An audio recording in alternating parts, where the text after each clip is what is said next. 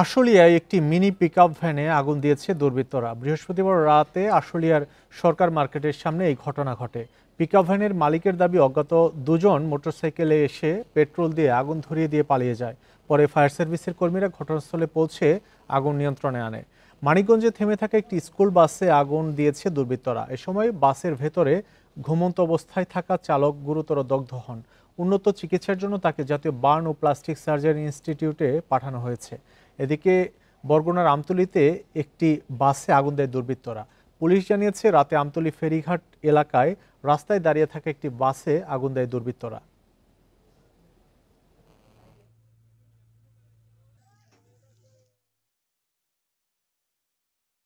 সংবাদ পাওয়ার ভিত্তিতে আমরা অগ্নিকাণ্ড স্থলে দ্রুত মুভমেন্ট করি। করার পর আমরা অল্প সময়ের মধ্যে একটি বাস আগুন ছিল, আগুনটা আমরা নির্বাপন করতে সক্ষম হই।